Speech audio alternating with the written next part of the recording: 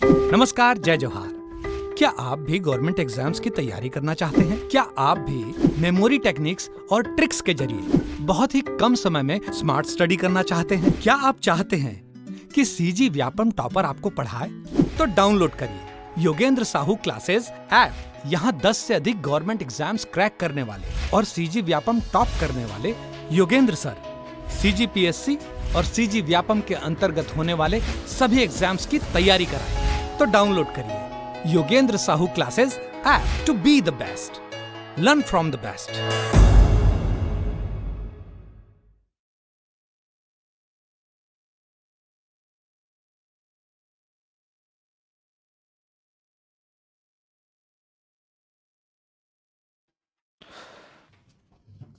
नमस्कार दोस्तों, आप सभी का स्वागत है योगेंद्र साहू ऑनलाइन क्लासेस में। मैं हूं आकाश चंद्राकर और हम लोग इंडिया के करंट अफेयर की शुरुआत आज से करने वाले हैं। इससे पहले आप लोगों ने देखा होगा छत्तीसगढ़ की करंट अफेयर के ऊपर में मैंने इस बुक का, जो कि एग्जाम क्रैकर पब्लिकेशन का है, एसके पब्लिकेशन का है, इसके पूरे जो एमसीक्यूज हैं वो मैंने करा रखे हैं आपको, ठीक है। और आज से हम लोग इंडिया के करंट अफेयर और जो इंटरनेशनल अंतर्राष्ट्रीय करंट अफेयर्स होते हैं उनको देखते हुए चलेंगे। बहुत ही इंपॉर्टेंट है, कहीं पर अगर कुछ मिस्टेक होंगे वो मैं सुधारते चलूंगा, ठीक। तो उसको आप भी सुधार लेना। कभी कभी हो जाता है टाइपिंग में या फिर कंटेंट को बनाने में थोड़ी बहुत गलतियां, तो उसको आप लोग सुधारते हुए चलिएगा। और कुछ में अगर मुझे भी डाउट होगा तो मैं अगले वीडियोस में उनको जरूर बताता हूं, तो इस चीज का आप लोग ध्यान रखेंगे, ठीक है। चलिए, तो आज हम लोग जो पढ़ने वाले हैं वो इंडिया के करंट अफेयर में पहले टॉपिक है 18वीं वन स्थिति रिपोर्ट 2023। अच्छा, ये बुक कहाँ मिलेगा मैं आपको बता देता हूँ फिर से। जो रायपुर में हमारे सूरज बुक डिपो है वहां पर ये बुक आपको अवेलेबल है, वहां से आप जाकर इसको परचेस कर सकते हैं। पीडीएफ में नहीं दे सकता, कुछ स्टूडेंट फिर से कमेंट करते सर पीडीएफ दे दो। मैंने बार बार बोला है ये किसी दूसरे संस्था की बुक है, बस हम लोग इसके एमसीक्यू कराने के लिए बाध्य हैं, बट और किसी चीज के लिए नहीं। हम लोग उसको नहीं दे सकते हैं, कॉपीराइट इश्यूज है। तो आप लोग इसको परचेस कर सकते हैं, ठीक है। अलग अलग जगहों पर जाकर आप इसी एग्जाम क्रैकर के नाम से इनके बुक का आप लोग अवलोकन कर सकते हैं कि ये आपके नजदीकी जो बुक स्टोर है, जो रायपुर में नहीं रहते बाहर रहते हैं, उनके लिए मैं बताना चाहूंगा, ठीक है। तो देखो, ये एग्जाम क्रैकर पब्लिकेशन है, एसके पब्लिकेशन के नाम से ये बुक आती है। पी तिवारी इसके एडिटर है, ठीक है। तो ये आपका फ्रंट पेज मैं शो कर देता हूं तो आपको समझ में आ जाएगा, ये इसका फ्रंट पेज है, ठीक। देखिए, वीके द्विवेदी इनके डायरेक्टर हैं, उनके नाम से मिल जाएगा। और साथ में अगर आप कुछ एडीओ की तैयारी कर रहे हैं, एसआई की तैयारी कर रहे हैं, सीजीपीएससी की तैयारी कर रहे हैं, तो आप हमारे कोर्स के साथ भी जुड़ सकते हैं। अभी ऑफर चल रहा है तो बहुत ही कम कीमत पर सारे आपको जो भी कोर्स है वो अवेलेबल हो जाएंगे। तो फुल सीजी व्यापम कोर्स भी आप प्राप्त कर सकते हैं, एडीओ का कोर्स चाहे तो वो प्राप्त कर सकते हैं, साथ में एसआई का और आरक्षक का भी, जिसका अभी फिजिकल चल रहा था, वो कोर्स भी आप परचेस कर सकते हैं, ठीक। मेरे ख्याल से आप समझ गए होंगे। चलिए, अब पहले क्वेश्चन से शुरू करते हैं। ये आया पहला क्वेश्चन, इसमें 18वीं वन स्थिति रिपोर्ट जो है भारत की, उसके हिसाब से हम लोग छत्तीसगढ़ के बारे में भी पढ़ा था और आज हम लोग इंडिया के बारे में भी पढ़ेंगे। क्लियर है? चलो, तो पहला प्रश्न क्या है। 2023 की वन स्थिति रिपोर्ट दिसंबर 2023 के अनुसार वन आवरण का कुल क्षेत्रफल कितना है? वन आवरण में कुल कितना क्षेत्रफल है पूछा जा रहा है। तो ये है आपका 715,343। कितना है? 715,343, याद रखना। किसी का क्वेश्चन था कि सर जो पहले का डेटा है, जो छत्तीसगढ़ का आर्थिक सर्वेक्षण का डेटा है, क्या उसको आंसर लेना होता है कि छत्तीसगढ़ के संदर्भ में? हाँ, 59,772 को आप आंसर ले सकते हैं, लेकिन वन स्थिति रिपोर्ट भारत के आधार पर पूछेगा तब आपको 59,816 को लेना पड़ेगा। क्लियर है? तो ये था 715,343, ये भारत की स्थिति है 715,343। आगे देखते हैं, 2021 की तुलना में वृक्षावरण में कितनी वृद्धि हुई? तो टोटल 1289 वर्ग किलोमीटर की वृद्धि देखी गई है। कितनी की? 1289 वर्ग किलोमीटर की वृद्धि देखी गई है, ये आप ध्यान रखेंगे। इसमें पूरे भारत में जितना भी वृक्षावरण में वृद्धि हुआ है उसमें टोटल 715 है, ठीक है। 715 343, तो 715 343 आप याद रखेंगे। 1289 वृक्षावरण में हुआ है, ये याद रखेंगे। किस राज्य के वनावरण में सर्वाधिक? तो केवल वनावरण बोल रहे हैं, वनावरण और वृक्षावरण नहीं बोल रहा है। तो केवल वनावरण में जो हुआ मिजोरम में हुआ है। कहाँ हुआ है? मिजोरम में हुआ है। केवल वनावरण में सर्वाधिक वृद्धि अगर दर्ज की गई है तो मिजोरम है, मिजोरम में हुआ है, ठीक। आगे देखते हैं, कितना है, तो 242 वर्ग किलोमीटर की वृद्धि दर्ज की गई है। स्पेशली ये पूछेगा अगर पूछना होगा तो, ठीक है, कितनी वृद्धि हुई वनावरण में, ये पूछेगा। और अगला प्रश्न उसी पर आधारित है कि क्षेत्रफल की तुलना में, भौगोलिक क्षेत्रफल की तुलना में वनावरण के प्रतिशत के आधार पर कौन सा राज्य शीर्ष स्थान पर है। तो कौन सा राज्य शीर्ष स्थान पर है, तो लक्षद्वीप है। क्यों, क्योंकि ये एरिया अनुसार देख रहे हैं। जैसे कि कहीं पर 100 वर्ग किलोमीटर का कोई क्षेत्र है, वहां पर अगर 70% एरिया में, मतलब 70 वर्ग किलोमीटर एरिया में अगर केवल वन है, तो वो प्रतिशत उसका ज्यादा हो गया ना, 70 में आ गया। तो वैसे ही लक्षद्वीप, पूरे हमारे जितने भी केंद्र शासित प्रदेश और राज्य हैं, उनमें अगर आप देखेंगे तो लक्षद्वीप एक ऐसा केंद्र शासित प्रदेश है, यह भौगोलिक क्षेत्रफल है जहां पर प्रतिशत वृद्धि सर्वाधिक है, या प्रतिशत मात्रा में जो जंगल है या वन है वो ज्यादा है। कितना है, तो 91.33%। इसके बाद कौन सा है, तो मिजोरम में 85% है, और फिर अंडमान निकोबार में 81% है। तो ये ध्यान में रखना, लक्षद्वीप में सबसे ज्यादा प्रतिशत के आधार पर क्षेत्रफल में परसेंटेज वाइज वन का वो ज्यादा है, क्षेत्रफल ज्यादा है परसेंटेज में। केवल क्षेत्रफल के आधार पर बोले तो एमपी का नाम आता है। ठीक है, चलिए अगला प्रश्न। 2023 की रिपोर्ट के अनुसार वन एवं वृक्ष आवरण में कुल कितनी वृद्धि दर्ज की गई है। देखो, वृक्ष आवरण में बोल रहा है, किसमें बोल रहा है, वन और वृक्ष आवरण दोनों में बोल रहा है। केवल वन आवरण था, कितना था, 1289 था, और दोनों मिला दिए तो कितना हो गया, 1445 वर्ग किलोमीटर हुआ है, 1445 वर्ग किलोमीटर का। अगला प्रश्न, 2023 की रिपोर्ट के अनुसार वन आवरण और वृक्षावरण में अधिकतम किस राज्य में हुई है। तो अधिकतम वृद्धि हमारे छत्तीसगढ़ में हुई है, शीर्ष राज्य का दर्जा इससे प्राप्त हुआ था, पहला राज्य था, जो टोटल कितना 684 वर्ग किलोमीटर क्षेत्रफल में इसने वृक्षावरण और वनावरण दोनों मिलाकर सामूहिक रूप से वृद्धि दर्ज की है। तो पहला राज्य हमारा छत्तीसगढ़ है सामूहिक रूप से वृद्धि दर्ज करने में। केवल वनावरण में बोलता है तो अलग है, जो कि मिजोरम आता है, और सामूहिक रूप से हमारा छत्तीसगढ़ का स्थान है। 2023 की रिपोर्ट के अनुसार किसके द्वारा और कब जारी किया गया है। तो ये जारी किया गया भैया 21 दिसंबर को एफएसआई के द्वारा। एफएसआई या एफएसओआई भी बोलते हैं, एफएसआई भी याद रखेंगे। कौन सा रिपोर्ट है ये, आईसीएसएआर, ठीक है। रिपोर्ट का नाम अलग है, जारी करने वाले का नाम एफएसआई है। एफएसआई कहाँ, देहरादून उत्तराखंड से, क्योंकि वहीं पर इसका जो अनुसंधान केंद्र है वहीं पर वन अनुसंधान केंद्र, तो उन्हीं के माध्यम से ये डेटा जारी किया जाता है। तो ये डेट उतना इंपॉर्टेंट नहीं है, कौन जारी करता है ये इंपॉर्टेंट है, और क्या जारी किया है वो इंपॉर्टेंट है। वनावरण की दृष्टि से शीर्ष राज्य कौन है, तो मध्य प्रदेश है, मैंने आपको पहले ही बताया 77,073 वर्ग किलोमीटर में ये पहुंचा है। इसके बाद अरुणाचल प्रदेश का नाम आता है, उसके बाद हमारे छत्तीसगढ़ का नाम आता है। छत्तीसगढ़ में कितना है बिहार फिलहाल में, इस रिपोर्ट के अनुसार कमेंट करके बताना, मैंने पहले भी पढ़ाया, क्लास के शुरू में भी अभी बताया था जब मैं इंडिया का बता रहा था, ठीक। तो कमेंट करके बताइएगा कितना है हमारे छत्तीसगढ़ का कुल वर्ग क्षेत्रफल। कौन सा राज्य वनावरण वृद्धि में दूसरे स्थान पर है, तो वनावरण वृद्धि में गुजरात है। पहले नंबर में कौन था, मिजोरम, दूसरे नंबर पे गुजरात। आगे, किस राज्य में वृक्षावरण वृद्धि सबसे अधिक हुई है, तो वृक्षावरण की वृद्धि सबसे अधिक किस में हुई है, उत्तर प्रदेश। वनावरण की वृद्धि सबसे अधिक किस में हुई है, मिजोरम में। क्षेत्रफल के में प्रतिशत के दृष्टिकोण से सबसे आगे कौन है, लक्षद्वीप है। केवल क्षेत्रफल की दृष्टि से कौन आगे है, मध्य प्रदेश है। हमारा छत्तीसगढ़ स्थान कौन सा आता है, तीसरा आता है। क्षेत्रफल मैंने आप लोगों को पूछा है। अगला देखते हैं, कुल वन और वृक्ष आवरण में वृद्धि में राजस्थान का स्थान कौन सा है, तो ये चौथे नंबर पर आता है। चौथे नंबर में इसमें दोनों में वृद्धि हुई है, पहले नंबर पर छत्तीसगढ़ है।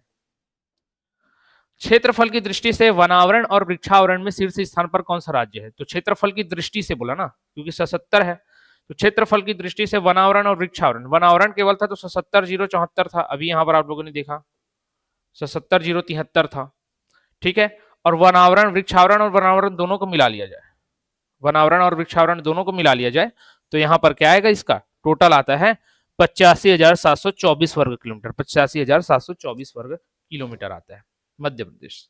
तो मध्य प्रदेश में सबसे ज्यादा जंगल या वन है, ठीक। तो 18वां वन नीति रिपोर्ट आपको समझ में आया होगा, आई होप सो। फिर से बता रहा हूं मैं, किसने जारी करता था, एफएसआई या एफएसओआई जारी करता है, देहरादून उत्तराखंड से। जो भारत की स्थिति है वो कितनी है, 7,15,343 है। छत्तीसगढ़ की क्या स्थिति ये याद रखना। वृक्षावरण और वनावरण में सबसे ज्यादा वृद्धि किसने दर्ज की, तो छत्तीसगढ़ ने किया था 685 वर्ग किलोमीटर। भौगोलिक दृष्टिकोण से क्षेत्रफल वाइज किसका सबसे ज्यादा एरिया है, तो वनावरण में बोले चाहे वनावरण और वृक्षावरण में बोले, एमपी का है। वनावरण में सर्वाधिक वृद्धि किसने दर्ज की है? मिजोरम ने। सेकंड नंबर पे गुजरात था। वृक्षावरण में सबसे अधिक वृद्धि किसने की है दर्ज? तो उत्तर प्रदेश ने की थी। ठीक, तो ये सब डेटा आपको याद रखना है, बहुत ही इंपॉर्टेंट है, मैं बार बार बोल रहा हूं। तो इतने डेटा को याद रखना है कम से कम आपको। ठीक, टोटल कितने वनावरण की वृद्धि? तो 1289 की। वृक्षावरण में, सॉरी ये वृक्षावरण था, वृक्षावरण की। वनावरण इसमें मिला देंगे तो कितना हो जाता है? ये 1445 वर्ग किलोमीटर हो जाता है। क्लियर है? तो ये सबको आपको याद रखना है, इंपॉर्टेंट है। चलिए अगले में चलते हैं, अगले टॉपिक पर। अगला टॉपिक है हमारा, भारत के डी गुकेश बने 18वें विश्व शतरंज चैंपियन। तो हेडिंग से ही एक प्रश्न बनेगा, आपके हेडिंग से ही एक प्रश्न निकल कर आता है कि बताइए 18वें विश्व शतरंज चैंपियन कौन बने हैं? तो 18वें विश्व शतरंज चैंपियन बने हैं डी गुकेश। डी गुकेश किस देश से संबंधित है? तो ये भारत देश से संबंधित है। किस खेल से संबंधित है? शतरंज से संबंधित है। तो हेडिंग को भी याद रखना है आपको, क्योंकि हेडिंग से ही 2-3 क्वेश्चन बन सकते हैं। ठीक, तो 18वां विश्व शतरंज चैंपियन जिसके विनर कौन है? डी गुकेश है। किस देश से है? भारत से। किस खेल से है? तो शतरंज से है। ठीक है, चलिए आगे बढ़ते हैं। हम पहले प्रश्न पर देखते हैं। पहला प्रश्न पूछ रहा है, डी गुकेश विश्व चैंपियन कब बने? तो ये 12 दिसंबर 2024 को विश्व चैंपियन बने थे। अभी 1 महीने हो रहे हैं इस बात को। ठीक है, इसने डी लीरेन को हराया था और यह उपलब्धि हासिल की थी। यह उपलब्धि हासिल करने वाले हमारे देश के केवल दूसरे ऐसे खिलाड़ी हैं। इससे पहले विश्वनाथ आनंद ने ये उपलब्धि हासिल की थी। उन्होंने टोटल 5 बार विश्व चैंपियन शतरंज चैंपियनशिप जीता है। ठीक, उसके बाद ये डी गुकेश का नंबर आता है। और डी गुकेश पूरे वर्ल्ड में सबसे युवा विश्व शतरंज चैंपियन है, सबसे युवा है। इसका संबंध किस राज्य से है? तो ये तमिलनाडु राज्य से, भारत के तमिलनाडु राज्य से ये बिलोंग करते हैं। फाइनल में किसे हराया इसने? तो डिंग लीरेन को हराया। डिंग लीरेन को याद रखना, डिंग लीरेन को हराया था इसने। डिंग लीरेन को हराया। भारत का ये दूसरा खिलाड़ी जो विश्व शतरंज चैंपियन बना है। इससे पहले विश्वनाथ आनंद बने हैं, 5 बार वो जीत चुके हैं। कब ये जीता है? तो 12 दिसंबर को जीता है। कहाँ जीता है? तो सिंगापुर में ये आयोजन हुआ था। 75 और 65 अंकों से जीत दर्ज की है। डी गुकेश विश्व शतरंज चैंपियनशिप बनने वाले भारत के कौन से खिलाड़ी? तो दूसरे, इससे पहले मैंने बताया क्या? विश्वनाथ आनंद। उनकी वर्तमान रेटिंग क्या है? तो 2783 है। 2783 इनकी वर्तमान रेटिंग है और विश्व में 5वें नंबर के खिलाड़ी पर आते थे। डी गुकेश ने फाइनल में कुल कितनी बाजियां जीती? तो टोटल 3 बाजियां जीती। ये सब नहीं पूछता बट याद रख लो। 14 बाजियां खेली गई थी, 3 इसने जीता था और 9 पे ड्रॉ किया गया था। विश्व शतरंज चैंपियनशिप का आयोजन कहाँ, किस देश में? ये पूछेगा। सिंगापुर में हुआ था। कौन से क्रम का था? 18वें क्रम का था। डी गुकेश की उम्र जब वे विश्व शतरंज चैंपियन बने तब क्या थी? तो 18 वर्ष 8 महीने और 14 दिन थी। 18 वर्ष 8 महीने और 14 दिन थी। लेकिन मैं बार बार बोल रहा हूं, आपको पूछेगा सबसे युवा चैंपियन कौन बना? तो डी गुकेश बना, ये याद रखना। सबसे युवा है ये, 18 वर्ष 8 महीने की उम्र में इन्होंने ये उपलब्धि हासिल की है। अगला प्रश्न, डी गुकेश को हराने नहीं, डी गुकेश से हारने वाले विश्व शतरंज चैंपियनशिप के उप विजेता कौन थे? तो डिंग लीरेन थे। विजेता डी गुकेश और उप विजेता डिंग लीरेन। कौन से देश से हैं ये भी एशिया खिलाड़ी हैं, एशियाई खिलाड़ी हैं। मेरे ख्याल से कोरिया के होने चाहिए। चलो, फाइनल मुकाबले में कितनी बाजियां ड्रॉ हुई? तो 9। कितने में जीत हासिल की? 3 में। इसका प्रायोजक कौन था? डी गुकेश का प्रायोजक कौन था? तो गूगल ने इसे स्पॉन्सर किया था। डी गुकेश ने डिंग लीरेन को किस अंतर से लाया? तो 75-65 याद रखना। 75-65 ये डॉट पॉइंट भी ले सकते हैं, तो 7.5 6.5 से हराया।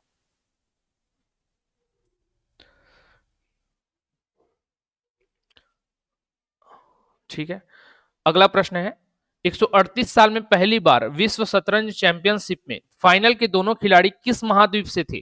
तो ये दोनों खिलाड़ी एक ही महाद्वीप, एशिया महाद्वीप से आते थे। एशिया महाद्वीप के दोनों खिलाड़ी थे। अच्छा, डिंग लीरेन कोरिया नहीं है, चीन है। चीन के ये खिलाड़ी थे डिंग लीरेन, और डी गुकेश हमारे भारत के थे। फिर विश्वनाथ आनंद ने विश्व शतरंज चैंपियनशिप कितनी बार जीती है? तो इन्होंने 5 बार टोटल इस खिताब को जीता है, अपने नाम किया है। डी गुकेश ने फाइनल में कौन सी बाजियां जीती? तो तीसरी, 11वीं, 14वीं ये बाजियां उन्होंने जीती थी। ठीक, डी गुकेश ने किस उपलब्धि के कारण इतिहास रचा? तो सबसे युवा, क्या थे ये? सबसे युवा विश्व शतरंज चैंपियन बने हैं। इस वजह से इनका नाम सुर्खियों पे ज्यादा रहा, याद रखना। और ये भारत के केवल दूसरे खिलाड़ी हैं, इसलिए और ज्यादा इनका नाम पूछे जाने की पूरी पूरी संभावनाएं हैं। तो डी गुकेश याद रखना 18वें विश्व शतरंज चैंपियनशिप के विजेता बने हैं। उप विजेता डिंग लिरेन थे, डिंग लिरेन चाइना के थे, डी गुकेश भारत के थे, भारत के तमिलनाडु राज्य के थे। पूरे भारत के कौन से नंबर के खिलाड़ी हैं? दूसरे नंबर के खिलाड़ी हैं। इससे पहले किसने जीता है? विश्वनाथ आनंद ने जीता है। कितने बार जीता है? 5 बार जीता है। ये क्यों फेमस हुए? क्योंकि सबसे कम उम्र के क्या है? खिलाड़ी बन गए हैं जिन्होंने विश्व शतरंज चैंपियनशिप जीता है। उम्र क्या था? 18 वर्ष 8 महीने 14 दिन। उतना डिटेलिंग याद नहीं रखोगे तो भी चलेगा, बट ये सब मोटा मोटा चीज याद रखना। कब जीता? 12 दिसंबर को ये टूर्नामेंट का आखिरी था, तब इसने जीता। चलो अगला देखते हैं। इसका भी हेडिंग इंपॉर्टेंट है, हेडिंग से ही आपको इसके 3-4 क्वेश्चंस याद रह जाएंगे। क्या है? हिंदुस्तान एरोनॉटिक्स लिमिटेड बनी 14वीं महारत्न कंपनी। 14th नंबर का महारत्न कंपनी HAL, हाल जो बोलते हैं HAL, हिंदुस्तान एरोनॉटिक्स कंपनी को या लिमिटेड कंपनी को बनाया गया है। बहुत ही इंपॉर्टेंट है भैया, पूछेगा ये पूछता ही है जब भी कोई नवरत्न कंपनी बनती है, जब भी कोई महारत्न कंपनी बनती है, मिनी रत्न कंपनी बनती है, कोई नया यूनिकॉर्न बनता है, तो ये सब पूछा जाता है। इन सब के अलग अलग क्राइटेरिया हैं, आपने इकोनॉमिक्स में पढ़ा होगा। ठीक है, कितना इनका वित्तीय वर्ष का जो पूरा टेन्योर है उसमें टर्नओवर कितना होना चाहिए, उनका कुल प्रॉफिट क्या होना चाहिए, कुल उत्पादन क्षमता क्या होनी चाहिए, और केवल 1 साल में नहीं, ये 3 साल 7 साल या 10 साल तक ये क्राइटेरिया को देखा जाता है, तब जाकर इनको इस कैटेगरी में रखा जाता है। तो याद रखना 14वीं महारत्न कंपनी कौन बनी है? तो 14वीं महारत्न कंपनी बनी है Hindustan aeronautics limited, Hindustan aeronautics limited. ठीक, कब बनी? तो अक्टूबर 2024 में इसकी घोषणा की गई। किसके द्वारा? वित्त मंत्रालय के द्वारा ये घोषणा की जाती है। वित्त मंत्रालय ही ये सारी चीजों को देखता है, किस कंपनी का परफॉर्मेंस कैसा जा रहा है, इसको इस ग्रुप में रखना है या नहीं रखना है, तो ये सबको ध्यान में रखना। तो अक्टूबर 2024 को 14वीं महारत्न कंपनी के रूप में हिंदुस्तान एरोनॉटिक्स लिमिटेड को चुना गया। आगे, हिंदुस्तान एरोनॉटिक्स लिमिटेड महारत्न बनने वाली कौन सी कंपनी है? तो 14वीं नंबर की कंपनी है। हिंदुस्तान एरोनॉटिक्स लिमिटेड का वित्त वर्ष 2023-24 में टर्नओवर कितना था? वैसे इससे प्रश्न बनने के चांसेस नहीं है, बट फिर भी रीड कर लो, 28,162 करोड़ रुपए, 28,162 करोड़ रुपए ये इसका टर्नओवर था। अब ये टर्नओवर मतलब इतने का इसने सामान लिया और बेचने का काम किया था। अब इसमें प्रॉफिट क्या था वो अलग चीज होता है। तो इसका नेट प्रॉफिट जो शुद्ध लाभ था वो कितना था? 7595 करोड़ था। तो ये होता है जितने का उसके टर्नओवर, जितने का माल खरीदा उसने, कितने का सप्लाई किया, कितने लोगों को अपना पैसा दिया, ये सब था। तो इतना करोड़ रुपए वो खर्च कर रहा था कुल 1 साल में। बट 1 साल में इतने खर्च करने के बाद प्रॉफिट कितना कमा रहा था? तो प्रॉफिट उसमें निकल के आ रहा था, खरीदी बिक्री सब करने के बाद वो आ रहा था 7,595 करोड़ रुपए। और इसमें केवल खरीदी बस नहीं, खर्च बस नहीं है, अगर इसने बेचा भी होगा वो शामिल होगा। ठीक, तो ये ध्यान में रखना। तो ये उतने इंपॉर्टेंट नहीं है जितना इंपॉर्टेंट है कौन से क्रम का है, कब बना, कौन से विभाग के द्वारा इसका वो किया जाता है। तो महारत्न का दर्जा किस मंत्रालय द्वारा दिया जाता है? वित्त मंत्रालय, ना ही उद्योग मंत्रालय, ना ही वाणिज्य मंत्रालय, वित्त मंत्रालय इसकी घोषणा करता है।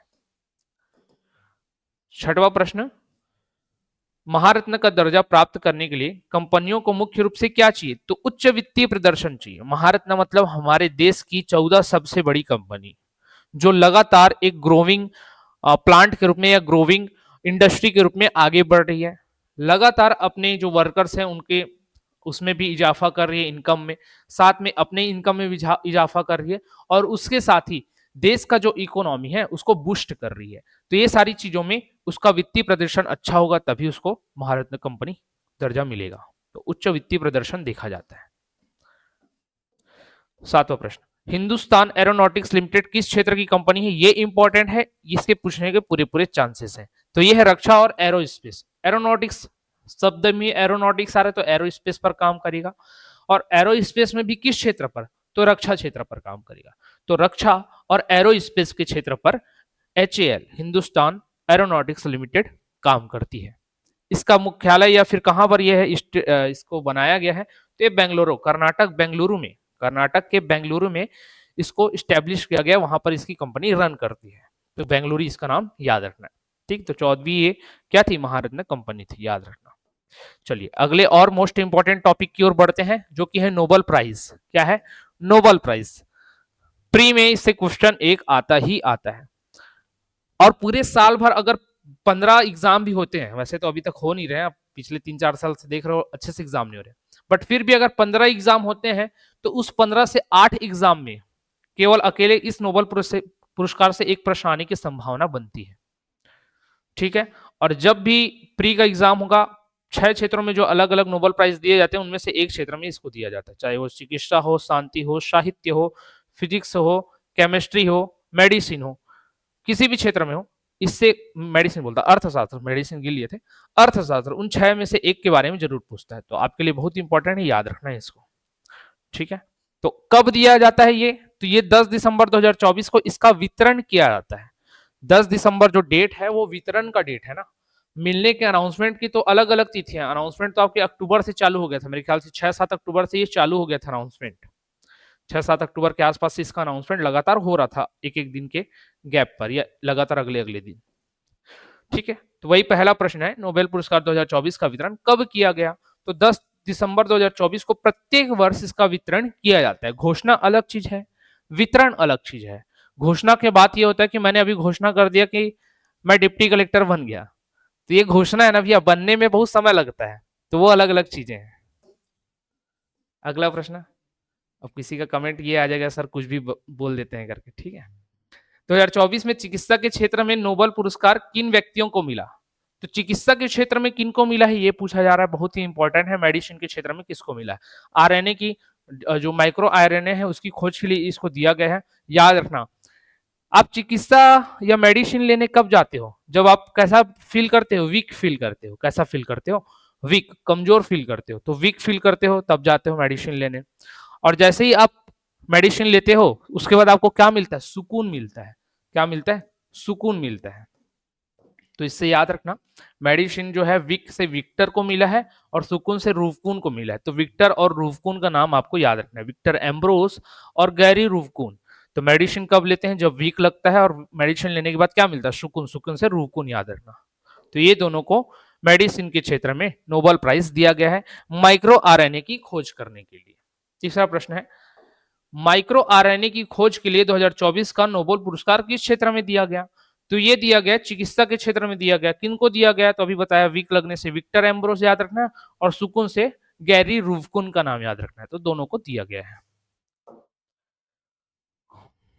ठीक है, चलिए अगले प्रश्न पर चलेंगे। ठीक, अगला प्रश्न देखते हैं हम लोग। भौतिकी के लिए नोबेल पुरस्कार 2024 किस विषय पर आधारित था? तो 2024 जो है फिजिक्स के लिए दिए गए। ठीक है, अब मैं इसको नॉर्मल पढ़ देता हूं क्योंकि मैंने किसी दूसरे तरीके से याद किया है, शायद जो लड़के होंगे समझ भी जाए। तो मैं भी लड़का हूं तो मेरा जैसे दिमाग काम करेगा इन वर्ड्स को सुनकर, हो सकता है बाकी लड़कों का भी करे। तो देखो, किस विषय पर दिया गया है? तो ये मशीन लर्निंग के क्षेत्र में दिया गया है। किसमें? मशीन लर्निंग के लिए। तो फिजिक्स फिजिकल फॉर्म में होता है मशीन, तो फिजिकल फॉर्म से याद रख लेंगे, मशीन लर्निंग के क्षेत्र में दिया गया है। ठीक है, किनको दिया गया है ये बहुत इंपॉर्टेंट है, उनका नाम पूछा ही जाएगा, ये इंपॉर्टेंट है किनको दिया गया है। तो भैया ये जो दिया गया है आपके जेफरी हिंटन और हॉफफील्ड को, जॉन हॉफफील्ड को। तो जॉन मतलब जॉन को याद रखना, जान जान करके याद रख लेना, और जान को क्या दिया गया? हिंट दिया गया। ठीक है,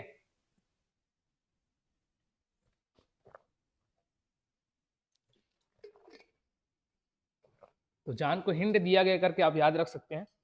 फिजिक्स का जो नोबेल प्राइज है हिंटन और जॉन को मिला, जॉन हॉफफील्ड को। और क्या हिंट दिया गया? फील्ड में आने के लिए। तो जान को हिंट दिया गया फील्ड में आने के लिए, ऐसे करके आप इसको याद रख लेना। आगे, 2024 का रसायन मतलब केमिस्ट्री का जो नोबेल प्राइज है किस विषय पर दिया गया? मशीन लर्निंग तो देख लिया, फिजिक्स में दिया गया था।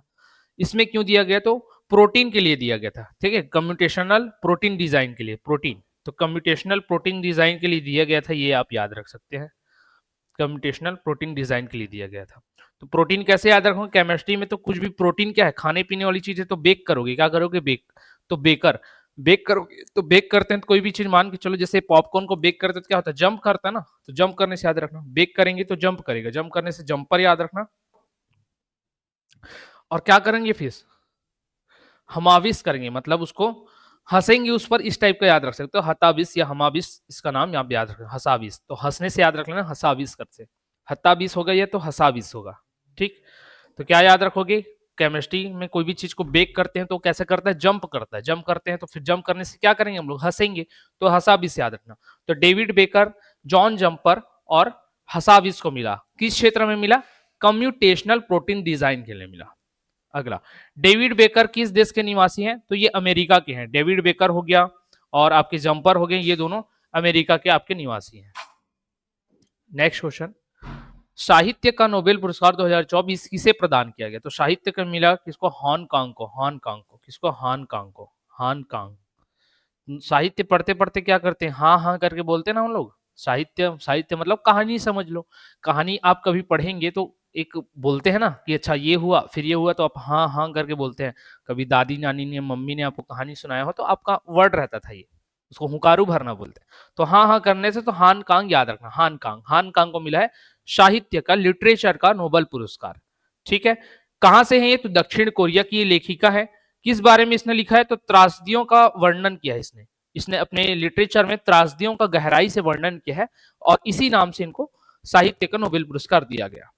फिर नोबेल शांति पुरस्कार 2024 किस संगठन को मिला, तो शांति पुरस्कार इस बार मिला है आपके निहोन हिंडांक्यो, निहोन हिंडांक्यो के एनजीओ को, निहोन हिंडांक्यो के एनजीओ को दिया गया है। ये एनजीओ किस पर काम करती थी, तो जितने भी जो परमाणु बम के हमलों से बचे हुए लोग थे ना, उसके वेलफेयर के लिए, उसके विकास के लिए काम में ये लगती थी, तो उसी को चुना गया। और कौन से जगह के हैं ये लोग, तो ये आपके जापान से रिलेटेड एनजीओ है। किसके नाम, किसके द्वारा चलाया जाता है, निहोन हिंडांक्यो के द्वारा चलाया जाता है, याद रहेगा। शांति के लिए निहोन हिंडांक्यो को मिला है, जापान से ये है, परमाणु बम के त्रासदियों से बचे लोगों के अकेले काम करती है, ये समझ लेना। ठीक है, चलो अगला, निहोन हिंडांक्यो किस देश से है, तो जापान से रिलेटेड है। हांगकांग का मुख्य कार्य किस पर आधारित था, तो ये मैंने बता दिया, त्रासदियों के इसने वर्णन किया है, लिटरेचर के लिए से मिला है। फिर जेफरी हिंटन किस देश से संबंधित है, तो जेफरी हिंटन है भैया, जेफरी हिंटन, तो हिंट देना है किसको, जॉन को फील्ड में आने के लिए, तो ये फिजिक्स से रिलेटेड थे और ये ब्रिटिश कनाडा से रिलेटेड है, मतलब ब्रिटिश और कनाडाई मुल्क की ये क्या है, खोज करता है। मशीन लर्निंग के क्षेत्र में इसको योगदान दिया गया, मतलब अवार्ड दिया गया। चलिए अगला प्रश्न क्या है, 2024 में चिकित्सा का नोबेल पुरस्कार किस खोज पर आधारित था, तो चिकित्सा का था माइक्रो आरएनए के लिए, फिजिक्स का मशीन लर्निंग के लिए, केमिस्ट्री का प्रोटीन, कम्यूटेशनल प्रोटीन के लिए, लिटरेचर का त्रासदियों का वर्णन के लिए, और जो साहित्य का पुरस्कार था, सॉरी शांति का पुरस्कार था, वो किस क्षेत्र के लिए दिया गया था, तो जो परमाणु बम से बचे हुए लोग थे उनके वेलफेयर के विभाग में जो एनजीओ काम करता था उसको दिया गया था। फिर रसायन में पुरस्कार विजेताओं में कौन शामिल नहीं था, तो रसायन पुरस्कार विजेताओं में कौन शामिल नहीं है भाई, तो इसमें आप देख लो कौन कौन से नाम है। डेविड बेकर, बेक करते हैं तो जंप करता है, जंप करने से क्या होता है, हसाबीस, हंसते हैं तो हसाबीस याद करते थे। हांगकांग नहीं है, हांगकांग को किस क्षेत्र में मिला है, तो ये लिटरेचर के क्षेत्र में मिला है हांगकांग को, ये ध्यान में रखना। तो मेरे ख्याल से ये आपको क्लियर हुआ। अगले प्रश्न पर चलते हैं, निहोन हिंडांक्यो का उद्देश्य क्या है, तो निहोन हिंडांक्यो का उद्देश्य भैया एनजीओ चलाती है और परमाणु बम हमलों के पीड़ितों का ये प्रतिनिधित्व करेगी, उनके लिए काम करेगी, ये उनका मेन मतलब मुख्य उद्देश्य है। ठीक,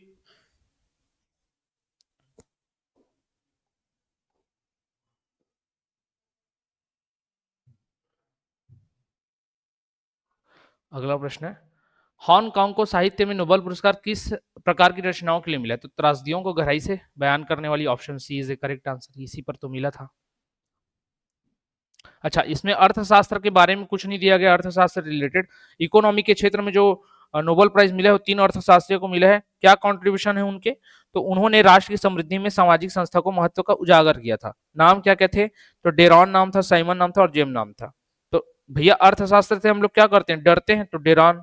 फिर क्या करते हैं, मन बनाते हैं, क्या करने के लिए, जेम्स को पाने के लिए। अर्थशास्त्र में जेम्स भी आता है ना, जेम्स मतलब जेम से याद रखना, रत्नों से, तो अर्थशास्त्र में जेम आया, तो जेम से क्या करते हैं हम लोग, मेन तो इकोनॉमिक्स से डरते हैं पढ़ने लिखने के लिए, तो डेरॉन याद रखना, डरते हैं करके डेरॉन। फिर मन क्या बनाते हैं, जैम के लिए, जैम मतलब प्राप्त करते हैं, चल यार डर, अब जब डर भग गया तो अब हमको रत्नों की ओर बढ़ना है, तो रत्न प्राप्त करना है, तो क्या बनाते हैं, मन, तो जॉन जॉनसन याद रखना है, जॉन मन, मन मन से मन बोल रहा था, सन याद रखना, Johnson, Simon, sorry Johnson, Simon Johnson, मन से याद रखना साइमन, मन से याद रखना साइमन। मन बनाते किसके लिए, जेम्स के लिए, तो जेम्स याद रखना, 3 नाम ये है, ये इंपॉर्टेंट है, याद रखना, ठीक है। चलिए अगला कौन सा टॉपिक है हमारा, T20 पुरुष क्रिकेट विश्व कप जून, सबकी धड़कनें रुक गई थी जब उन्होंने फाइनल मैच देखा होगा, ठीक।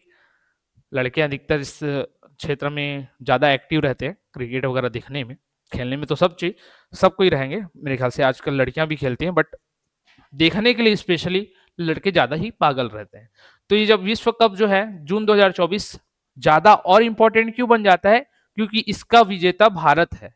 इसका विजेता कौन सा देश है, भारत देश इसका विजेता बना है, इसलिए बहुत ही ज्यादा इंपॉर्टेंट है, ये याद रखना, ठीक। तो इसको पढ़ेंगे भैया, कब से हुआ था ये, तो ये आपके 2 से 29 जून तक चला था। कब से कब तक चला था, पहला प्रश्न यही है। तो इसका आयोजन हुआ था 2 से 29 जून तक, 2 से 29 जून तक इसका आयोजन किया गया था। फाइनल कहां खेला गया था, किंगस्टन में खेला गया था, बारबाडोस वेस्ट इंडीज में। आयोजन किसने किया था, अमेरिका और वेस्ट इंडीज ने सामूहिक रूप से इसका आयोजन किया था। फाइनल में कौन पहुंचा था, तो भारत और साउथ अफ्रीका पहुंचा था। जीता कौन, भारत, हारा कौन, साउथ अफ्रीका। जो प्लेयर ऑफ द मैच होता है उस फाइनल मैच का जिसमें अच्छा परफॉर्मेंस किया वो विराट कोहली को मिला। पूरे टूर्नामेंट का man of the series Jasprit Bumrah को मिला। पूरे टूर्नामेंट में भारत की तरफ से सर्वाधिक रन रोहित शर्मा ने बनाए। पूरे टूर्नामेंट में भारत की तरफ से नहीं, पूरे टूर्नामेंट में भारत की तरफ से तो है ही, और पूरे टूर्नामेंट में सबसे ज्यादा विकेट किसने लिए, तो अर्शदीप सिंह ने लिए थे। लेकिन प्लेयर ऑफ द जो सीरीज है वो जसप्रीत बुमराह को उनके कम रन देने के लिए, इकोनॉमी कम रहने के लिए और विकेट भी अच्छा खासा लेने के लिए मिला था। ये सब मेन मोटा मोटा पॉइंट है, ये पूछेगा। उस समय टीम का कप्तान कौन था, तो भारत का कप्तान रोहित शर्मा थे, और कोच कौन थे, तो राहुल द्रविड़ थे। ये और 2 क्वेश्चन बन सकते हैं। तो कब से कब हुआ, 2 से 29 जून 2024 तक हुआ था। क्लियर, अगला देखते हैं। T20 पुरुष क्रिकेट विश्व कप 2024 का आयोजन कहां हुआ, तो ये अमेरिका और वेस्ट इंडीज में खेला गया था। कहां खेला गया था, ये अमेरिका और वेस्ट इंडीज में सामूहिक रूप से इसका आयोजन किया गया था। को होस्ट थे लोग। कुल कितनी टीमों ने T20 विश्व कप में भाग लिया 2024 में, टोटल 20 टीमों ने, T20 में 20 टीमों ने टोटल भाग लिया था। इसके टोटल मेरे ख्याल से 5 अलग अलग ग्रुप बने थे। भारत कौन से ग्रुप में था, तो भारत था भैया ए ग्रुप में, ग्रुप ए में भारत था। ग्रुप ए में भारत था जिसमें पाकिस्तान, आयरलैंड, कनाडा और अमेरिका थे। तो टोटल 4 ग्रुप बने थे, हर ग्रुप में 5 टीम थे। भारत ग्रुप ए में था जिसमें पाकिस्तान भी था, आयरलैंड भी था, अमेरिका भी था और कनाडा भी था। फिर T20 पुरुष क्रिकेट विश्व कप 2024 का फाइनल कहां खेला गया था, तो ये खेला गया था किंगस्टन ओवल बारबाडोस में खेला गया था। बारबाडोस कहां है, तो वेस्ट इंडीज का एक जगह है, वहां खेला गया। T20 पुरुष क्रिकेट विश्व कप 2024 का विजेता कौन था, तो भारत था। उप विजेता कौन था, मैंने बताया साउथ अफ्रीका था, और साउथ अफ्रीका के कप्तान कौन थे, एडन मार्कम थे। T20 पुरुष क्रिकेट विश्व कप 2024 का उप विजेता कौन था, तो ये दक्षिण अफ्रीका था। कौन था, दक्षिण अफ्रीका था। इंपॉर्टेंट है, याद रखना, पूछा जाएगा। अगला प्रश्न, फाइनल में प्लेयर ऑफ द मैच कौन था, तो फाइनल का प्लेयर ऑफ द मैच था विराट कोहली, 76 रन इसने बनाए थे अकेले। फिर T20 पुरुष क्रिकेट विश्व कप 2024 का प्लेयर ऑफ द सीरीज कौन था, तो प्लेयर ऑफ द सीरीज थे जसप्रीत बुमराह। जसप्रीत बुमराह थे, 15 विकेट इसने लगभग लिए थे। दक्षिण अफ्रीका टीम के कप्तान कौन थे, तो एडन मार्कम थे। कौन थे, एडन मार्कम थे। T20 विश्व कप 2024 के ब्रांड एम्बेसडर कौन थे, देखो ऑप्शन में जितने दिए ना इन सबको ब्रांड एम्बेसडर घोषित किया था, जितने हैं सबको ब्रांड एम्बेसडर घोषित किया गया था। लेकिन जो मेन था वो कौन था, आपका क्रिस गेल था। क्रिस गेल जो वेस्ट इंडीज के थे, इनका नाम पहले था, तो इसको आंसर इसने लिया है, बट ये चारों के चारों ही क्या थे, ब्रांड एम्बेसडर इनको घोषित किया गया था। फर्राटे धावक जो उसेन बोल्ट है जमैका के, उनको भी बनाया गया था। क्रिस गेल को भी बनाया गया था। भारत से युवराज सिंह को और पाकिस्तान के शाहिद अफरीदी को, इन चारों को ब्रांड एम्बेसडर के रूप में बनाया गया था। आईसीसी ब्रांड एम्बेसडर थे किसके लिए, विश्व कप 2024 के लिए।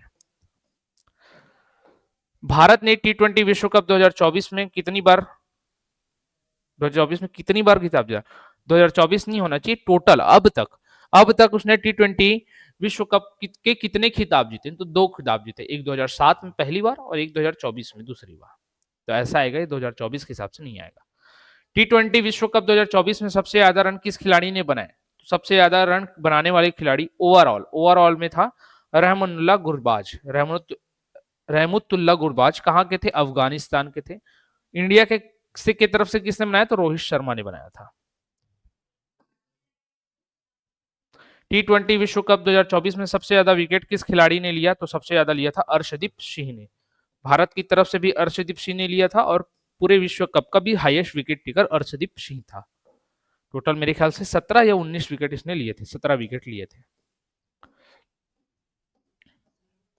विराट कोहली कितने विश्व कप जीतने वाला एकमात्र खिलाड़ी है? तो ये 4 विश्व कप। 4 विश्व कप कौन कौन से? तो ये अंडर 19 वर्ल्ड कप भी जीतता है, उसके बाद ये 2011 का भी वर्ल्ड कप जीता है इसने, चैंपियंस ट्रॉफी भी इसने जीता है, और उसके अलावा 2024 के T20 वर्ल्ड कप को जीता है। तो जितने भी आईसीसी के सबसे बड़े टूर्नामेंट्स होते हैं उन सभी पर इसने अकेले जीत हासिल की है। तो भारत के भी एकमात्र खिलाड़ी हैं ऐसे, और पूरे वर्ल्ड के भी एकमात्र ऐसे खिलाड़ी हैं। किस खिलाड़ी ने T20 विश्व कप के इतिहास में चारों ओवर मेडन फेंके हैं? तो ये लॉकी फर्ग्यूसन का नाम आता है। लॉकी फर्ग्यूसन ने चारों ओवर मेडन डाले हैं। ठीक है। कौन सा खिलाड़ी T20 विश्व कप में 2 हैट्रिक लेने वाला पहला गेंदबाज बना है? ये बहुत इंपॉर्टेंट है, मैं बता रहा हूँ, मोस्ट इंपॉर्टेंट क्वेश्चन रहने वाला है ये, मोस्ट इंपॉर्टेंट क्वेश्चन। ठीक, जसप्रीत बुमराह जो प्लेयर ऑफ द सीरीज था, उसके बाद अगर कोई क्वेश्चन मेन बनता है तो ये बनता है। मतलब पहला तो कौन जीता? तो भारत देश जीता, दूसरा प्लेयर ऑफ द सीरीज कौन था, और तीसरा ये पूछेगा डबल हैट्रिक। इसके बाद चौथे नंबर पे मैं कंसीडर करूंगा कि प्लेयर ऑफ द मैच कौन था, विराट कोहली। लेकिन ये मेन आपके थर्ड नंबर पर प्रायोरिटी रखता है इससे क्वेश्चन बनने का। तो याद रखना, 2 हैट्रिक लगातार, इसने लगातार 2 मैचों पर 2 हैट्रिक लिए थे। इसका नाम है पैट कमिंस, ऑस्ट्रेलिया के कैप्टन है पैट कमिंस। टेस्ट और वनडे के कैप्टन है ये, वनडे वर्ल्ड कप भी इन्होंने जिताया है, टेस्ट के भी कैप्टन है। शॉन मार्स मेरे ख्याल से T20 के कैप्टन है। आगे, T20 विश्व कप 2024 में भारत के लिए सर्वाधिक रन किसने बनाए? तो सर्वाधिक रन भारत की तरफ से रोहित शर्मा ने बनाए थे। T20 विश्व कप 2024 में अफगानिस्तान के लिए सर्वाधिक विकेट किसने लिए? तो अफगानिस्तान की तरफ से लिए थे फजल फारूकी ने, फजल फारूकी जिसका विराट कोहली से हो गया था पंगा, वही है। T20 विश्व कप 2024 के सर्वाधिक विकेट लेने वाले गेंदबाज कौन थे? तो अर्शदीप सिंह थे, इंडिया की तरफ से भी इन्होंने ही लिया था।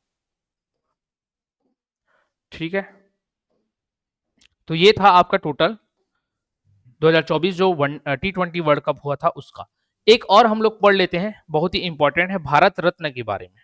आज का लास्ट टॉपिक हम लोग कर लेते हैं, फिर कल से इस चुनाव के बारे में जो भी कैबिनेट हमारी गठित हुई थी नई इस लोकसभा की, उसको पढ़ेंगे। ठीक है, तो भारत रत्न के बारे में हम लोग पढ़ लेते हैं, इंपॉर्टेंट है, छोटा सा टॉपिक है, ज्यादा कुछ नहीं है इसमें। तो भारत रत्न, भारत रत्न इस वर्ष कितने लोगों को दिया गया था, ये इंपॉर्टेंट है। तो सर्वाधिक इस वर्ष अभी तक के इतिहास में सर्वाधिक 5 लोगों को 2024 में भारत रत्न पुरस्कार दिया गया था। इससे पहले तक प्रावधान था कि 3 लोगों को देना है, एक साल में केवल 3 लोग को दिया जा सकता है। बट 1999 में भी इसको तोड़ते हुए या इस बात को हटाते हुए 4 लोगों को दिया गया था, और इस बार तो टोटल 5 लोगों को दिया गया है।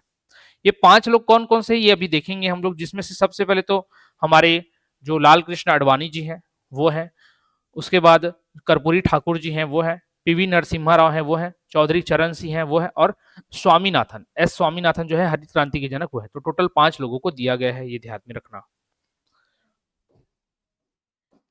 भारत रत्न 2024 कब से कब तक प्रदान किया गया? तो देखो, केवल एक तिथि को नहीं दिया गया, ये अलग अलग तिथियों को दिया गया। 23 जनवरी को सबसे पहली बार दिया गया, ठीक है, तो कर्पूरी ठाकुर जी को। फिर 3 फरवरी को मेरे ख्याल से लाल कृष्ण आडवाणी को दिया गया, और बाकी बचे 3 लोगों को 9 फरवरी को दिया गया, एस स्वामीनाथन को, और चौधरी चरण सिंह जी को, और पीवी नरसिम्हा राव जी को।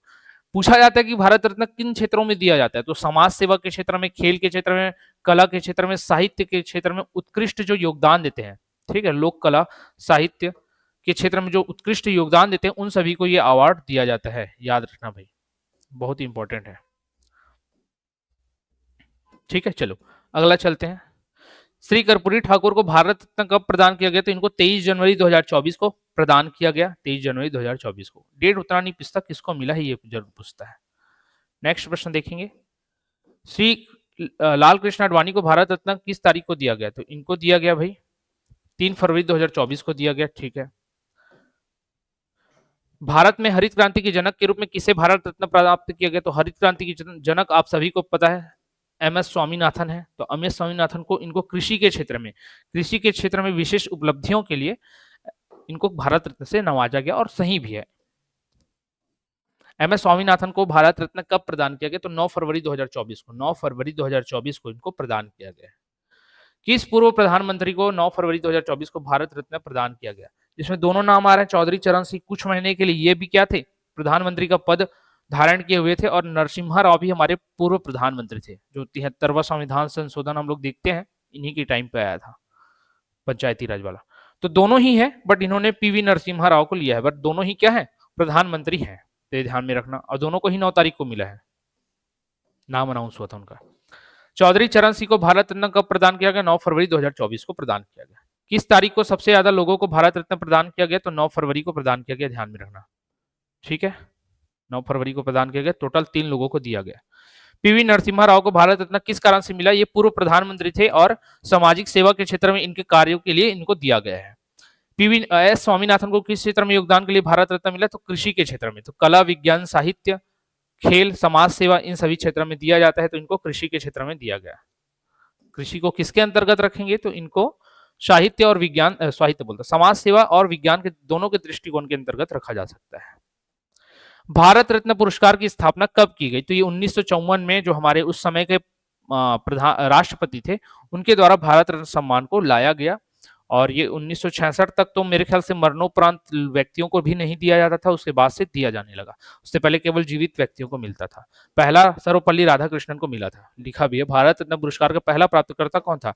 तो हमारे जो पहले उप प्रधानमंत्री थे, सॉरी पहले उपराष्ट्रपति थे, और बाद में हमारे क्रम वाइज तीसरे क्रम के और व्यक्तिगत रूप से दूसरे नंबर के जो राष्ट्रपति बने, सर्वपल्ली राधाकृष्णन, उनको पहली बार भारत रत्न पुरस्कार दिया गया था। भारत रत्न पुरस्कार कितने व्यक्तियों को एक वर्ष में दिया जा सकता है? तो केवल 3 को दिया जा सकता है, लेकिन उस वर्ष 5 लोगों को दिया गया है। 1955 में भारत रत्न पुरस्कार में किसको सम्मानित किया गया? कब? तो ये बोला जा रहा है 1955 में। तो 1955 में गोविंद वल्लभ पंत जी को दिया गया था, जिसके नाम पर रिहंद नदी पर गोविंद वल्लभ पंत सागर यूपी में बना हुआ है, तो इनको दिया गया है। 1980 में किसे मरणोपरांत भारत रत्न सम्मानित किया गया? तो विनोबा भावे, विनोबा भावे को दिया गया है, जिसे प्रथम सत्याग्रही भी पढ़ते हैं हम लोग हिस्ट्री में। सबसे युवा भारत रत्न प्राप्तकर्ता कौन है? इंपॉर्टेंट है, सचिन तेंदुलकर, खेल के क्षेत्र से हैं, इनको सबसे युवा भारत रत्न प्राप्त होने का दर्जा प्राप्त है। किस वर्ष भारत रत्न पुरस्कार को 5 अन्य पुरस्कारों में शामिल किया गया? 5 नहीं है, ये बाकी सामूहिक रूप से है, 2019 में इसको शामिल किया गया। इतना इंपॉर्टेंट नहीं है, इस क्वेश्चन को आप छोड़ सकते हैं, पूरी तरीके से छोड़ सकते हैं, ये नहीं आएगा। भारत रत्न पुरस्कार के साथ कितने लोगों को अब तक यह सम्मान मिल चुका है? तो टोटल 53 लोग, काउंटिंग में 53 लोगों को ये पुरस्कार मिला हुआ है, ये पूछ सकता है, तो इसको ध्यान में रखना, 53 लोग। किस आकृति का होता है भारत रत्न का पुरस्कार? किस आकृति का होता है? पत्ते के आकार का, जैसा एक पीपल का पत्ता होता है ना, जैसा एक पीपल का पत्ता होता है, ऐसे एक पीपल का पत्ता होता है, ऐसी टाइप का होता है, थोड़ा सा और फैला हुआ, मैंने तो ज्यादा बड़ा बनाया, छोटा सा होता है। पीपल के पत्ते के डिजाइन में ये ऐसे बना रहता है, पूरा ऐसे, नेट में आप लोग देख सकते हैं, और इसमें भारत रत्न करके लिखा हुआ रहता है। और किसका होता है? तो कांसे का होता है, ब्रॉन्ज का होता है। भारत रत्न किस क्षेत्र में उत्कृष्ट सेवाओं के लिए दिया जाता है? तो साहित्य, कला, विज्ञान, समाज सेवा और खेल, उपरोक्त सभी इसमें 3 दिए, तीनों में दिया जाता है। मैं बाकी 2 भी बता रहा हूँ, साहित्य, कला, विज्ञान, समाज सेवा और खेल, इन क्षेत्रों में दिया जाता है। किस वर्ष भारत रत्न पुरस्कार को चिकित्सा और विज्ञान के क्षेत्र में शामिल किया गया? तो 1955। चिकित्सा और विज्ञान के क्षेत्र में भी शामिल किया गया, तो 1955 में इन दोनों को भी जोड़ा गया। भारत रत्न पुरस्कार किस धातु का बना होता है? कांसे का बना होता है, पत्ते के आकार का होता है, पीपल के पत्ते पर ये बना होता है, जिसमें बीच में सूर्य की आकृति तथा उसके नीचे भारत रत्न अंकित होता है। पीछे की ओर भारत का प्रतीक चिन्ह उभरा हुआ है तथा देवनागरी लिपि में सत्यम जयते लिखा।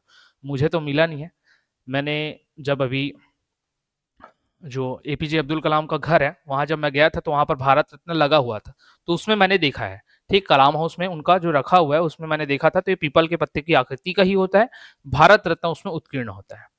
उनको तो तीनों ही पुरस्कार, चारों ही पुरस्कार मिले थे, पद्मश्री, विभूषण, भूषण और आपके भारत रत्न, तो चारों उनके पास है। तो ये थे आपके भारत रत्न से संबंधित चीजें, इससे क्वेश्चंस पूछे जाएंगे, जो भी टॉपिक मैंने कराए इंपॉर्टेंट थे। आगे हम नेक्स्ट टॉपिक पर बढ़ेंगे कल से, ठीक है। तो आई होप अगर कोई आपको डाउट हो तो कमेंट करके पूछ सकते हैं, और अगर अच्छा लगा हो वीडियो तो ज्यादा से ज्यादा शेयर कीजिएगा। पहली बार हमारे चैनल पर आए हो तो क्लासेस को सब्सक्राइब जरूर करना। तो मिलते हैं नेक्स्ट वीडियो में, तब तक आप सभी का धन्यवाद।